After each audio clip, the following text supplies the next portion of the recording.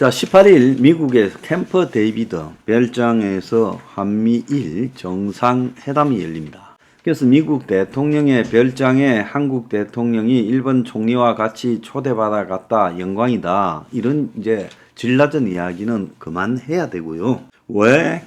자주 만난 사람들이 뭐 한 8번 정도 만났다고 하는데, 바이든과 윤이 미국이 별도로 이 캠프 데이비드에 일본하고 한국을 초대했는가, 이 부분의 의미를 우리가 좀 봐야 되겠죠.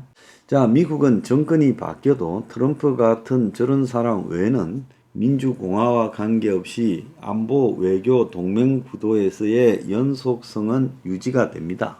그 연속성의 유지라는 측면에서 봤을 때 지금 미국은 2005년 정도 이후에 북한의 이제 핵 개발 위협이 가속화되면서 가지고 있는 확고한 입장이 명확하게 있습니다. 그 입장이 뭔가 하면 한미일 삼각 안보 동맹을 갖다가 구축하는 거죠.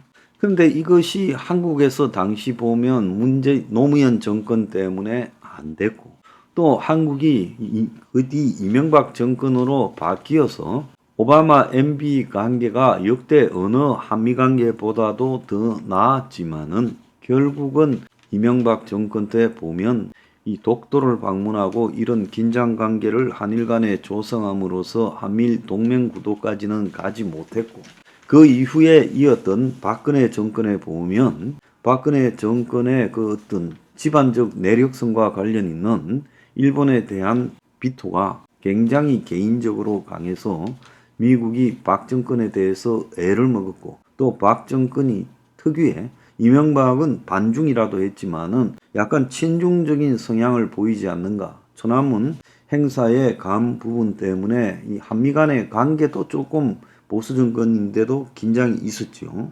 그러다가 문 정권이 되니까 한미일 동맹은 말도 못 꺼낼 상황이 되었고, 그래서 미국이 모처럼 한미일의 관계가 동맹의 기초라도 구성할 수 있는 단계가 되었다 보고 이 타이밍을 놓치지 말고 캠프 데이비드라는 그 해동을 선물로 주고, 그래서 지금 미국이 원하는 것을 관철시키려고 하는 거예요.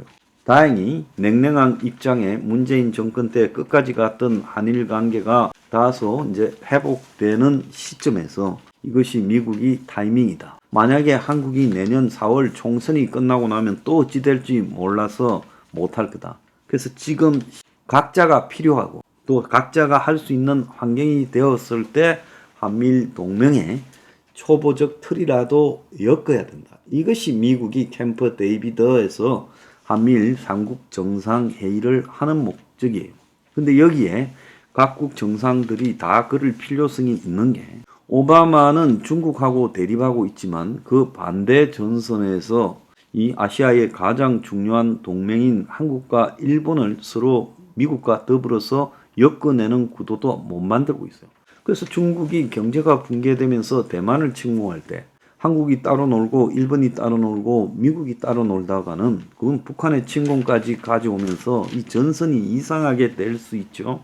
그러니까 미국은 극동 지역에 안보 긴장이 어느 때보다 높아진 상황에서 적어도 우크라이나 전쟁에서 지금 보조를 같이 취해 나가고 한일 간의 관계가 미국의 주선으로 급격히 진전되는 현 상황이 그 적절한 타이밍이다 보는 거죠. 바이든도 지금 지지율이 내년 대선에 이길 만큼 충분하지 않아서 극동에 아시아에 자신들의 동맹 진영을 확고하게 엮을 필요가 있고, 일본의 기시다도 지금 지지율이 30%대 중반 이렇게 떨어져 있어서 지지율을 높일 필요가 있고, 한국의 윤석열도 내년 총선에서 승리할 필요가 있을 때 다 고만고만한 적당히 낮은 지지율을 하고 있는 삼국 정상이 각자가 또 그런 필요성, 외교 안보 구도에서 뭔가를 이렇게 돌파구를 마련해야 될 필요성이 있는 겁니다. 이 캠프 데이비드라는 별장에서 이제 분위기를 바꿔 가지고 오찬을 겸하면서 정상들이 점심 먹고 서로 회의하고, 그리고 이제 기자회견까지 해서 최소한 4시간을 같이 보내고 온다는 거예요. 미국이 다자 회의가 아닌 3자 회의를 한미일 간에 개최하면서 거기 참가한 것은 처음이에요. 그 다음에 바이든이 취임하고 난 이후에 캠프 데이비드의 다른 나라 정상을 부른 것도 처음이고, 자, 여기서 한미, 한일 양자 회담도 각각 별도로 또 열릴 거라는 거죠. 물론 미일 간의 별도 회담도 열리고요. 자, 그런데 쿼드에 더해서 한국과 일본을 묶어가지고 미국을 축으로 삼국 동맹을 만들고, 궁극적으로는 이 쿼드와 삼국 동맹을 통합하는 구도까지 생각을 하고 있는 거예요. 그래서 인도 태평양 내에서 확고한 미국의 지금 이 동맹 체제를 꾸려 놓겠다. 이것이 지금 이 쿼드의 핵심이다. 자, 그래서 쿼드는 미국, 일본, 호주, 인도 이렇게 4개국의 협의체잖아요. 그래서 이 3국 정상이 단지 공동 성명을 발표하는 일회성적인 데서 넘어서서 높은 수준의 캠프 데이비드 독트린 같은 원칙을 발표한다는 거예요. 그래서 장기적이고 포괄적으로 유지될 수 있는 한미일의 안보의 협력 수준을 높이는 발표를 하고, 이것이 올해 이제 처음으로 시작되어서 연례 회담으로 간다는 겁니다. 그래서 가장 중요한 것은 북한의 핵미사일 위협에 대한 공동적 협력 방안을 논의하고, 또 북한에 대해서 어떻게 바라보는가, 여기에 대해서 이제 이 안보 동맹이고 경제 기술 동맹으로 발전시켜서 삼국의 미래 성장 동력이 첨단 기술과 AI, 사이버, 에너지 등까지 확대되어져야 된다라는 이야기까지 할 거라는 거예요. 공식적으로는 일본의 후쿠시마 오염수 방출에 대한 이야기는 없을 거라고 하고 있지만, 여기에 대해서도 한국이 적대시하지 않는다라는 적어도 양해는 들어갈 거라고 보는 겁니다.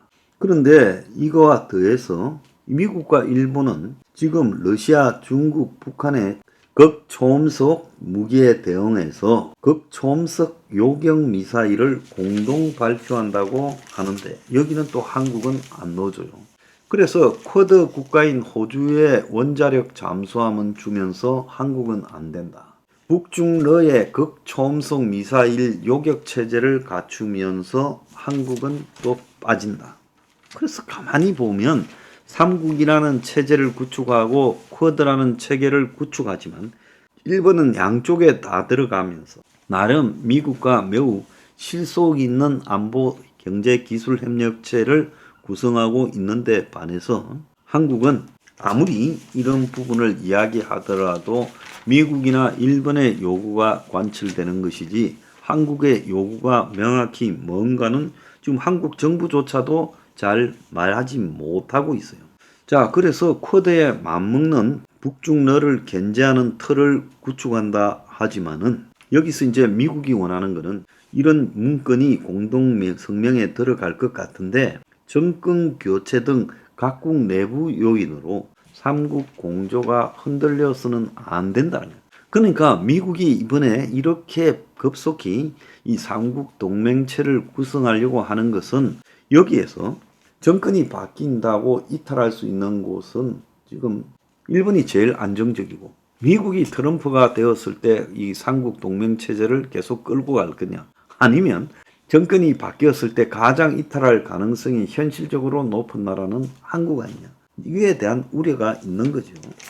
그래서 언론들은 한미일이 동북아의 삼지창 전략을 마련해서 중국, 북한에 대응한다 하고, 중국은 아시아판 나토라고 말하고 있고, 북중 견제 공감대 속에서 안보 첨단 기술을 협력하고 매년 정례적으로 개최된다고 하지만은, 자, 문제는 한국은 여기서 뭘 원하는가요?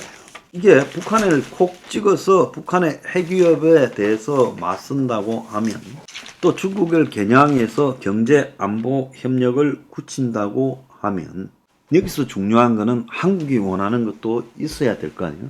한국은 원자력 잠수함을 개발하길 원한다. 아니면 한국이 미국으로부터 중거리 핵미사일을 배치를 하겠다라는 확약을 받아낸다거나. 그런데 한국은 지난번에 독자 핵개발도 하지 않는다, 전술핵 재배치는 안 한다, 그리고 NPT 탈퇴 안 한다고 그 확장 억제 강화의 대가로 그 약속을 해줬잖아요. 그러니까 미국이 새로 개발해서 배치하려는 이 중거리 미사일, 물론 거기에는 핵도 실리겠죠. 그걸 한국에 배치하겠다라는 미국의 약속을 받아내야, 아니면 한국이 어쩔 수 없이 바뀐 환경에서 독자적인 핵 개발을 할 수도 있다라는 암시 조항이라도 받아내야 된다. 어떤 것도 받아내지 못한 채 우리는 둘레리처럼 춤을 추는 거예요. 일본과 미국은요, 극초음속 미사일에 대한 요격 체제를 구축한다잖아요. 한국은 또 안 넣어줘요. 그럼 우리는 도대체 무슨 실속입니까? 우리가 배신 안 때리겠다고 서약하는 거 말고 무슨 실속이냐? 한국의 실속은 무엇인가에 대해서 정권이 명확하게 밝혀보기 바랍니다.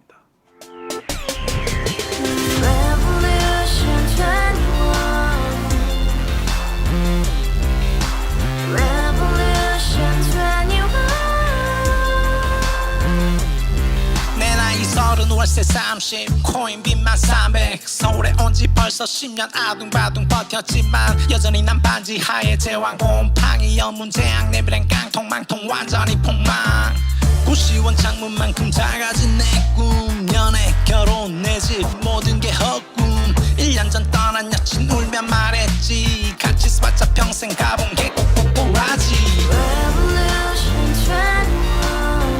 가바후스 700 나도 소유주